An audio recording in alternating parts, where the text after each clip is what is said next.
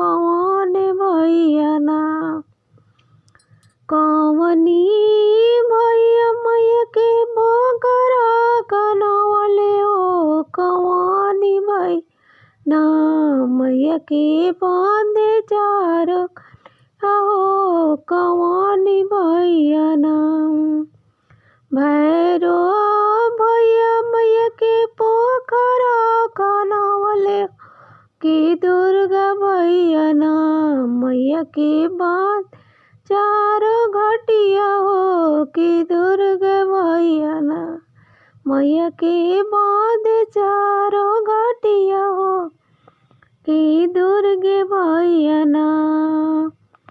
हाथवा में लिहली मैया लोटवा दतुअनिया हो। कि मैया चली रे भैली ना मैया गंगा स्नानवा हो। चली रे भैली ना। हाथवा में लिहली मैया लोटा दतुअनिया कि मैया चली रे भैली ना मैया गंगा स्नानवा हो। चली रे भैली ना। नेहाई धोआई मैया ररवा चढ़ी बैठली हो। सुखावले लगली ना मैया लंबी लंबी केसिया हो। सुखावे लगली ना। नहाई धोआई मैया अररवा चढ़ी बैठ हो।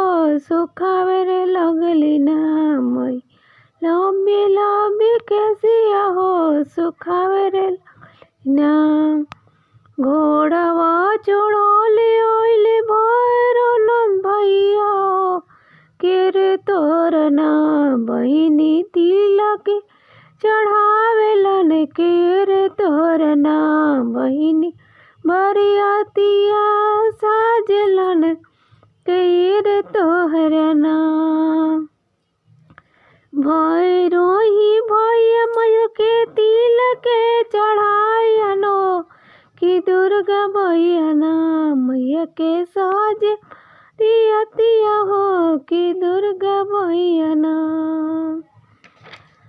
जब बोरियोतिया दुआर बीचे आइले हो। कि मैया बजावे लगली ना मैया ढालता वरवा हो। बजावे लगली ना।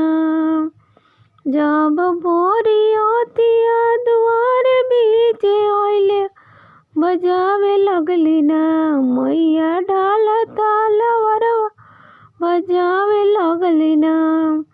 जब बोरियोतिया मैया के मड़वा बीचे आइले हो। चलावे लगली ना मैया ढाल वरवा हो। चलावे लगली ना। असुर के कटली मैया बासुर के कटली हो।